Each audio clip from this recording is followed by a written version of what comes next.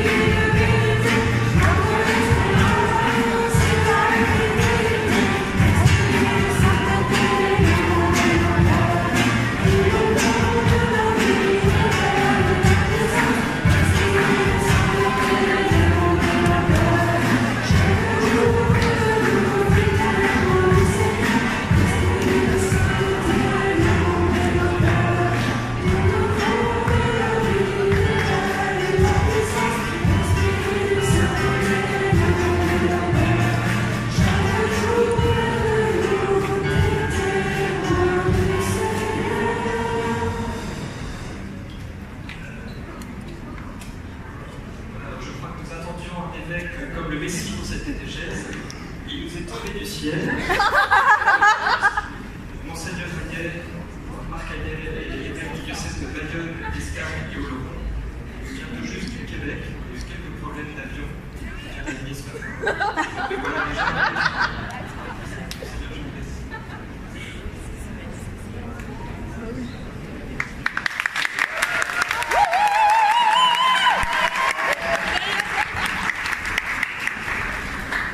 Je vais commencer par une citation du pape François. Nous attendons. Bonjour. Alors en effet, comme Alessandre vient de le dire, j'étais au Québec, en 23.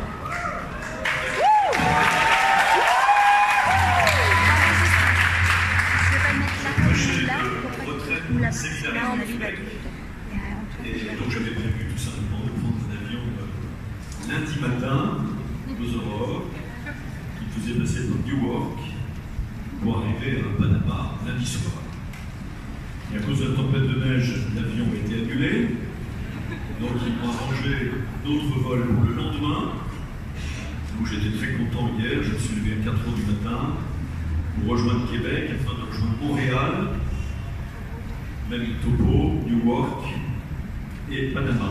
Et en fait, l'avion de Montréal à Newark était retardé de 4 heures, ce qui fait que je ne pouvais plus avoir de connexion. Alors ils m'ont déporté sur Lima.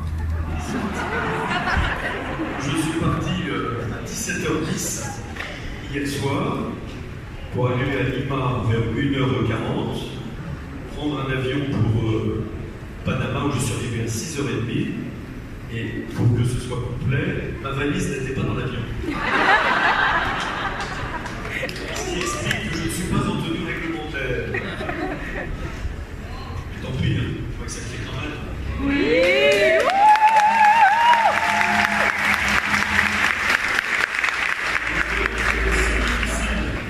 De venir jusqu'ici, j'avais déjà envoyé un message au QG français hier soir pour dire j'annule la catéchèse que je devais faire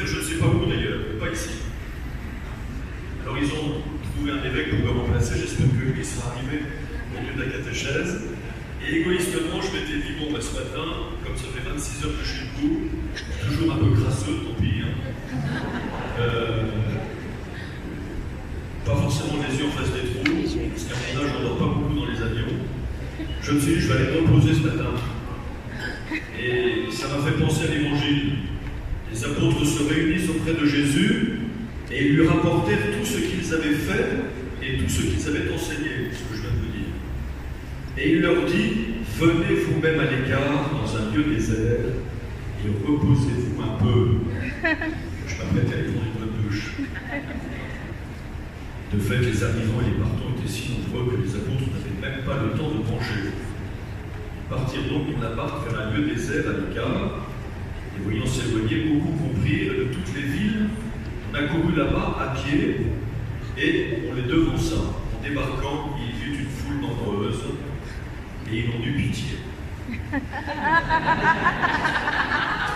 Parce qu'elles étaient comme des brebis sans berger. Oui, je cherchais un dialecte. Et il se mit à les enseigner longuement. Une phrase de vous arrêter. Bon, je suis très heureux de pouvoir quand même vous donner cette petite catéchèse au pied levé. Vous avez prié l'Esprit Saint, vous avez bien fait.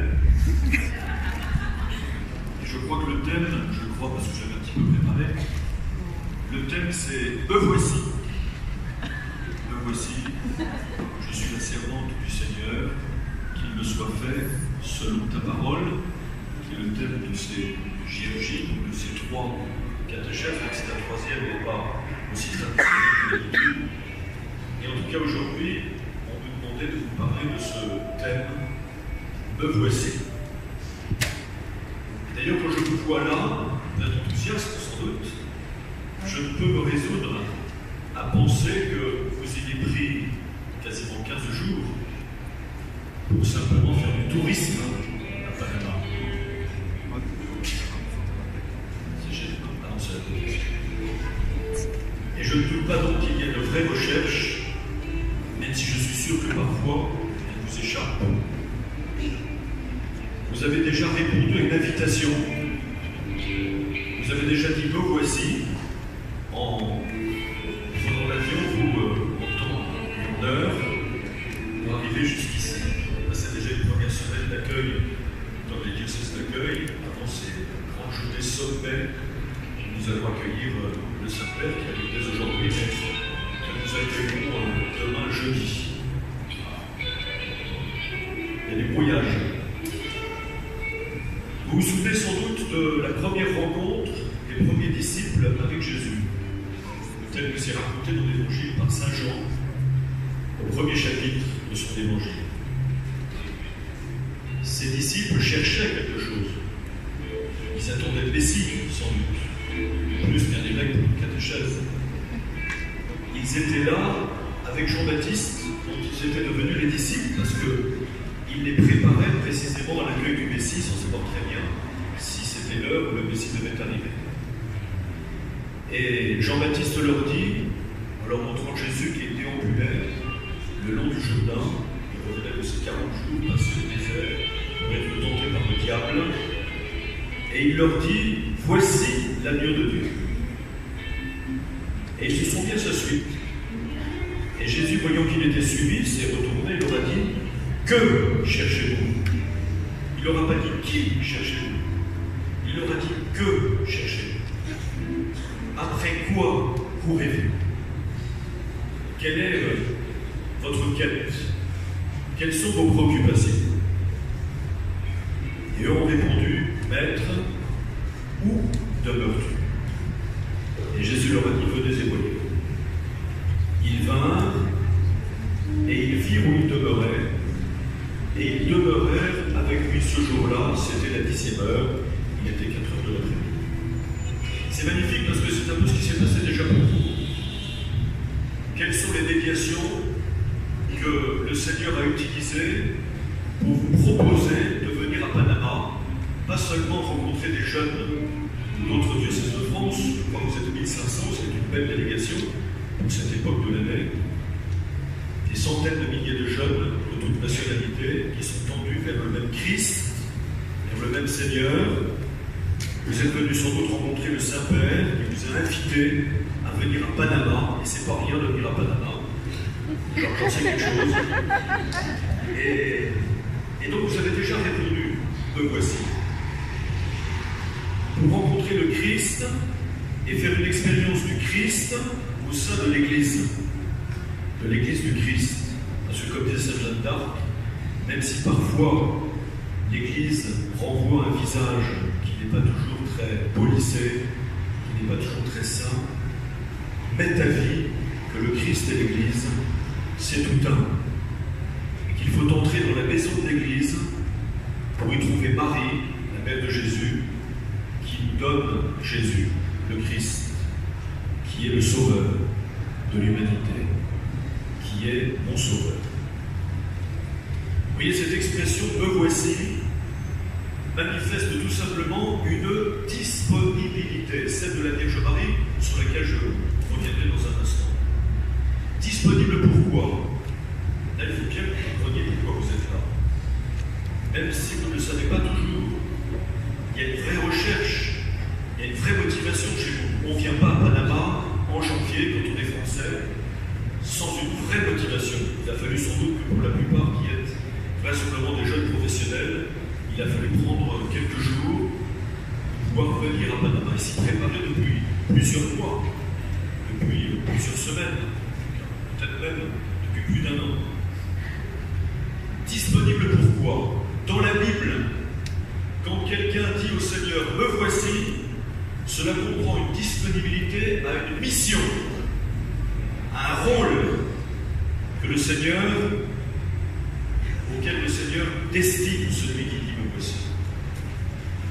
Le « me voici » qui me semble le plus significatif, c'est celui qui est rapporté par le prophète Isaïe lorsqu'il raconte sa vocation. Dieu cherche quelqu'un à envoyer à son peuple qui s'est détourné du Seigneur, qui est devenu indocile, qui est devenu infidèle aux paroles de l'Alliance.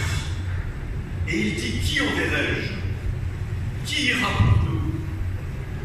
Et Isaïe se lève et il dit, me voici, envoie-moi. Vous voyez comment ce mot voici, si vous voulez le prononcer comme la Vierge Marie, au cours de ces JMJ à Panama, eh bien, intègre une mission que le Seigneur a prévue pour chacune et chacun d'entre vous. Certains d'entre vous savent déjà quel est le rôle, quelle est la mission propre, unique et singulière, parce que chacun est précieux aux yeux de Dieu. Peut-être certains savent déjà quelle est la mission à laquelle le Seigneur les appelle. Peut-être d'autres ne savent pas très bien. Peut-être certains sont dans l'expectative. Peut-être certains n'osent pas répondre. Puisse le Seigneur, au cours de cette rencontre, vous avez déjà donné votre disponibilité en venant ici à Panama, car ce n'est pas seulement vous qui avez décidé de venir. C'est le Seigneur qui vous a appelé. Et vous avez répondu au Seigneur, me voici.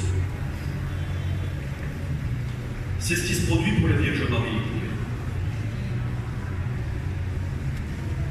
Je reviens sur un autre aspect. Dans la liturgie de sacrements qui concernent des missions très spécifiques dans l'Église, on réutilise ce me voici. Peut-être que parmi vous, il y a beaucoup qui sont confirmés. Levez la main pour ceux qui sont confirmés déjà. Beaucoup d'entre vous, n'est-ce pas? Vous vous souvenez que dans le sacrement de la confirmation, dans la liturgie de ce sacrement, la première chose qu'il y a, c'est l'appel. On n'est pas en train de faire l'appel des présents. D'ailleurs, on ne répond pas présent à l'appel de son nom. Mais on répond précisément en se levant, me voici. C'est le me voici d'Isaïe. On ne le dit pas exactement comme ça, mais ça veut dire me voici, envoie-moi Seigneur. Car le sacrement de la confirmation, c'est le don de l'Esprit Saint pour faire de vous des témoins de Jésus, pour faire de vous des missionnaires dans l'Évangile. Vous êtes envoyés en mission par la grâce de l'Esprit Saint qui vient achever la grâce du baptême, précisément dans l'ordre de la mission de l'Église à laquelle vous appartenez plus pleinement dès lors que vous avez reçu le sacrement de la confirmation. Tout commence par cette disponibilité à la mission. Me voici. Professez votre foi L'évêque nous sont délégués à imposer les mains en priant le Père d'envoyer son Esprit Saint en plénitude par son Fils Jésus-Christ, et ensuite reçu l'onction, soit marqué l'Esprit Saint, le don de Dieu, pour devenir des témoins, pour devenir des missionnaires, parce que la mission fondamentale de l'Église, que nous soyons évêques, que nous soyons prêtres, que nous soyons diacres, que nous soyons fidèles du Christ laïcs, engagés dans le mariage ou non, la mission fondamentale de l'Église, elle est donnée par Jésus au terme, par exemple, de l'Évangile de Saint Marc, lorsqu'il dit « Allez proclamer l'Évangile à toute la création ». C'est cette mission pour laquelle vous avez déjà dit comme aussi, vous qui êtes confirmés. Et pour d'autres, ce me voici s'exprimera d'une manière encore plus précise. Je pense à ceux qui sont prêtres ou évêques, ou diacres. Le jour de leur ordination, on les a aussi appelés par leur nom. Et ils ont répondu, me voici, Seigneur, envoie-moi.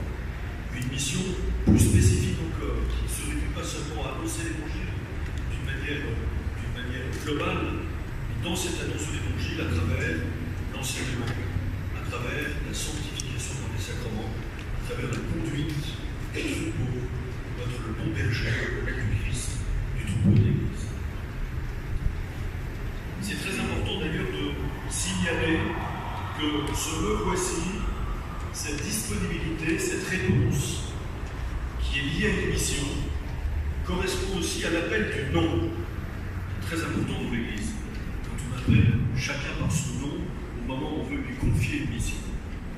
Le nom dans la Bible, comme vous le savez sans doute, révèle à la fois la personnalité profonde d'une personne et en même temps la mission à laquelle Dieu le destine. Et quand, de manière assez rare et de manière très significative, Dieu change le nom d'une personne, c'est parce que la mission qu'il lui confie exige un changement de personnalité, qui sera l'œuvre de la grâce. Je pense à Abraham, que Dieu appellera Abraham. Il lui change son nom en lui disant « Parce que tu seras le père d'une multitude de nations ». Je pense à Céphas, à Simon-Pierre, exactement. Lorsque André, qui avait rencontré Jésus avec Jean, le premier dont je parlais tout à l'heure, au début de l'évangile de Jean, va voir son frère Simon-Pierre qui n'était pas là, et lui dit « Simon, nous avons trouvé le Messie ». Il l'amène à Jésus. Nous avons amené à Jésus beaucoup de gens même, qui sont appelés à être des témoins de son évangile.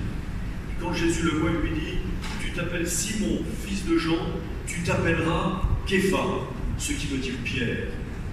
Vous voyez comment ce changement de nom est un véritable changement de personnalité, c'est un bouleversement dans la vie de ce pécheur de Galilée pour devenir celui qui est la pierre de fondation de l'Église, tellement que les portes de l'Hadès, c'est-à-dire de l'enfer ou de la mort, ne prévaudront jamais contre elle. Il est assez significatif que le successeur de Pierre, qui est l'évêque de Rome, change précisément son nom lorsqu'il est élu évêque de Rome, successeur de Pierre. Georges Bergoglio a pris le nom de François. Joseph Ratzinger a pris le nom de Benoît. Carole Wojtyła a pris le nom de Jean-Paul II. Vous voyez comment ce nom signifie un changement de personnalité, un charisme, un don de l'Esprit Saint particulier qui est fait à cette personne pour accomplir une mission qui dépasse cette été la sienne et qui est d'être la pierre de fondation aujourd'hui de l'Église. Me voici donc signifie la disponibilité à répondre à ce à quoi Dieu nous appelle, ce pourquoi nous sommes faits au plus intime de nous-mêmes, parce que de toute éternité, Dieu nous a choisis et aimés. Dieu a prévu un projet pour chacun d'entre nous. C'est ce qui se produit pour la Vierge Marie. L'ange l'appelle par son nom. Nous lui donnons le nom de Marie, comme c'était en effet son nom. Myriam, qui, selon l'étymologie la plus traditionnelle, veut dire Stella Maris, c'est-à-dire étoile de la mer. C'est tout un programme. Les navigateurs qui ont traversé les mers pour venir jusqu'à Panama, c'est magnifique d'ailleurs. Moi je les ai bénis à Bayonne, un petit groupe de cas au mois d'août dernier. Stella Maris, l'étoile de la mer. celle qui nous guide dans la nuit sans nous éblouir, celle qui précède aussi l'aurore, l'avènement du soleil qui est le Christ, et qui prévient l'avènement du soleil. L'ange l'appelle par son nom propre, qui est pleine de grâce, comblée de grâce. Son identité, c'est d'être comblé de grâce, c'est-à-dire sans péché, depuis sa conception. Pourquoi? Parce qu'elle est appelée à devenir la mère du Fils de Dieu, fait homme dans son sein virginal par l'action de l'Esprit Saint. Marie donnera sa disponibilité absolue lorsqu'elle dit, le dit en latin, le dit en hébreu, mais je le dis en latin, Ecce ancilla Domini. Voici, me voici, je suis la servante du Seigneur. Elle répondra par une disponibilité totale. Et pour autant, écoutez bien cela, parce que ça vous concerne, entre le moment où elle est appelée à devenir la mère du Fils de Dieu, en fonction de cette plénitude de grâce que l'ange lui révèle et qu'il a bouleversé, parce qu'elle a trop conscience de son indignité, et le moment où elle dit « me voici », c'est très rapide, et pourtant elle est discernée. Marie discerne. Elle croit la parole de l'ange, mais elle discerne. Et elle dit, mais comment cela se fera-t-il? Puisque je suis vierge, puisque je ne connais point d'homme. Et le verbe grec qu'elle utilise indique une action qui se prolonge dans le temps, qui n'est donc pas arrêtée. Elle dit exactement, comment cela se fera-t-il que je devienne la mère du Sauveur? Selon la prophétie d'Isaïe, n'est-ce pas? Isaïe 7,14, qui annonce que voici une vierge qui concevra en elle un fils et qui l'enfantera, auquel elle donnera le nom d'Emmanuel, Dieu avec nous. Elle dit comment cela se fera-t-il, puisque j'ai décidé de demeurer vierge, puisque j'ai décidé de ne pas connaître au sens biblique un homme, même si elle était accordée au mariage à Joseph. Elle était fiancée, donc réellement mariée, mais ils ne vivaient pas ensemble. Joseph protégeait, reconnaissait ce vœu qu'elle avait fait de demeurer vierge. Et c'était inédit. Cela peut être même qu'une inspiration divine, parce que toute fille d'Israël nourrissait le secret désir de devenir la mère du Sauveur annoncé. Cette femme, si c'était moi, donc toute femme aspirait au mariage, pour peut-être être celle choisie par Dieu pour donner le Messie, et elle, contre l'usage normal, avait décidé de se consacrer tout entier à Dieu. Inspiration divine, qui sera d'ailleurs respectée par Dieu, alors même qu'il lui demande d'être la mère de son fils. Et c'est pourquoi l'ange répond, ne crains pas, Marie, la puissance de l'Esprit Saint te prendra sous son ombre. Cela viendra de l'Esprit Saint, cela ne viendra pas d'une semence d'homme, et elle demeurera vierge. C'est magnifique ça. Croyons que Marie n'est pas seulement vierge avant l'enfantement, mais elle est toujours vierge après l'enfantement. C'est un miracle, c'est un mystère qui est tellement convenant à la mission propre que Dieu lui a assigné de toute éternité d'être la mère du Sauveur, qui est le Fils de Dieu. Ce qui est magnifique encore, si je puis me permettre 5 minutes encore, puis les enseignants longuement, hein, tant pis pour vous. Ce qui est magnifique, c'est que au moment même où Marie dit « Me voici, je suis la servante du Seigneur, qu'il me soit fait, fiat, Miki, c'est comme nous verrons tout, Ecce, fiat. » Et à ce moment-là, le Verbe de Dieu entre dans le monde et est conçu dans son sein virginal par l'action de l'Esprit Saint. Au moment où elle prononce Ecce, fiat. Et l'auteur de l'Épître aux Hébreux nous dit que le Verbe, en entrant dans le monde, répète ces paroles du psalmiste qui d'ailleurs été inspiré à David pour lui. Il dit, tu n'as voulu ni holocauste, ni sacrifice. Ça veut dire que tous les sacrifices de l'Ancienne Alliance sont devenus caducs. Mais tu m'as donné un corps. Et elle a reçu précisément de Marie au jour de l'Annonciation.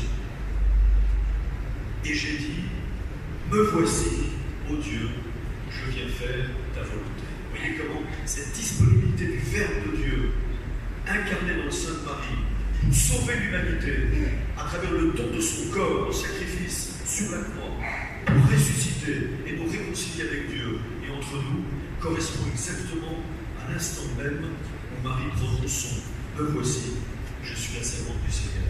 Comme si le « Me voici » de Marie était inspiré dans le « Me voici » de Jésus. Comme si le « Me voici » de Jésus était inspiré par le « Me voici » de Marie. Cette unité entre Jésus et Marie pour dire combien Marie, dans son « Me voici », entre dans une mission qui est celle du Christ. Et il participera d'une manière unique et singulière jusqu'à peut-être devenir, sûrement même, co-rédemptrice de l'humanité. J'ai presque fini. Il y a un saint de mon diocèse qui s'appelle Saint Michel Garicoitz, tabasque, qui a fondé une communauté de prêtres du Sacré-Cœur au Béarn, à Bétaram. Peut-être ça vous dit quelque chose, Bétaram. C'est tout à côté de Lourdes. D'ailleurs, depuis que la Vierge est apparue à Lourdes, parce que le vent, là, surveillant du diocèse, le fait d'être dans ce diocèse-là, d'à côté, il y a toujours plus de pèlerins qui viennent à Bétaram, qui est un vieux sanctuaire marial depuis le XVe siècle. Et là, alors qu'il était recteur de ce séminaire, de ce sanctuaire, il recevait beaucoup d'évêques qui dépriaient la Vierge et qui se lamentaient de l'indiscipline de leur clergé. C'était au XIXe siècle, ça n'existe plus aujourd'hui. Les prêtres sont très disciplinés à leur évêque, j'en sais quelque chose. Voilà. Et donc il était très touché, très ému, de voir ces évêques qui venaient supplier la Vierge parce que leurs prêtres n'étaient pas assez disciplinés, ils n'obéissaient pas à la mission qu'il leur confiait. Alors il décida, dans son cœur, de fonder une congrégation de prêtres du Sacré-Cœur de Jésus, qui serait toujours disponible, qui répondrait au doigt et à l'œil aux missions de leur évêque, et qui irait là où les autres ne veulent pas aller. C'est magnifique leur programme. Et bien sa devise, il le disait en basque, c'est pas en latin ni en hébreu, il le disait en basque, c'est Unani. Unani, ça veut dire me voici. Exactement, la devise, c'est me voici, sans retard, sans réserve, sans retour, par amour de la volonté de Dieu. Ça, vous pouvez le noter. Vous allez le répéter après moi. Me voici, sans retard, sans réserve, sans retour, par amour de la volonté de mon Dieu. Et à vous. Me voici, sans retard, sans retour, sans retour, alors je vous le redis tout seul, vous avez peut-être mieux que ça. Vous n'êtes pas fatigué, vous, quand même? Non. Vous n'avez pas 26 heures d'avion dans les pattes? Bon. Me voici, sans retard, sans réserve, sans retour, par amour pour la volonté de mon Dieu. À vous. Me voici, sans retard, sans réserve, sans retour, par amour de la volonté de mon Dieu. Allez plus fort que ça. Me voici, sans retard, sans réserve, sans retour, par amour de la volonté de mon Dieu. Faites attention parce que ça vous engage. C'est Michel Garicoitz. C'est magnifique. Et prenez le temps de discerner. Je pense aussi à ce vénérable François-Xavier Tuan, évêque au Vietnam, vous savez, qui a passé 13 ans dans le geôle communiste, qui a énormément souffert, et à un moment il était complètement détruit dans son humanité, il n'arrivait même plus à prier, il n'arrivait même plus à prononcer le Salut Marie. Et sur le témoignage de quelqu'un, il avait une prière toute simple qui lui a appelé la présence de Jésus, consolante et fortifiante au plus cœur de l'épreuve. Il disait tout simplement, Jésus, me voilà, c'est moi, François. Me voilà, c'est moi, François. Disant sa disponibilité au cœur de l'enfer. Et Jésus lui a répondu. Il a été profondément consolé alors qu'il était vraiment dans l'enfer, complètement laminé par cette épreuve. Et Jésus lui a dit, eh bien François, c'est moi, me voilà, c'est moi, Jésus. Je vous souhaite, à vous aussi, de pouvoir à des moments importants de votre vie, dire à Jésus, me voici, peut-être pour répondre à un appel spécifique. Je vous souhaite aussi que Jésus vous réponde. Et je sais que ceux qui ont dit me voici à des vocations spécifiques un jour, et moi j'en atteste, je témoigne, qui suis prêtre depuis 36 ans, eh bien je sais que Jésus, bien souvent dans la prière, nous répond, Marc, c'est moi, Jésus. me voilà, je suis avec toi. Je vous souhaite d'en tirer des leçons pour vous-même. C'est dans l'écoute de la parole de Dieu que la Vierge Marie a reçu la révélation et de son identité et de sa mission, car les deux vont ensemble. C'est dans la rencontre avec le Seigneur qui venait s'incarner en elle qu'elle a puisé la force de répondre généreusement à l'appel jusqu'au bout, pas seulement jusqu'à l'initiation, mais jusqu'au pied de la croix. Me voici, envoie-moi. Certains ne savent pas pourquoi ils sont faits. Certains sentent un appel spécifique, mais ils ont peur d'y répondre. Fréquenter la parole de Dieu, puiser la force dans les sacrements de l'Eucharistie et du sacrement de la réconciliation. Et Jésus vous dira dans le plus intime de votre cœur, n'ayez pas peur, c'est moi. Je suis avec toi, ne crains pas. Je suis avec vous tous les jours, jusqu'à la fin du monde. Si vous êtes ici, c'est pour dire votre disponibilité. À quel appel ça appartient au Seigneur? Vous, contentez-vous de dire comme Samuel dans le premier livre de Samuel. Parle, Seigneur. Ton serviteur écoute. Et alors, soyez capable un jour, avec la grâce du Seigneur, de répondre.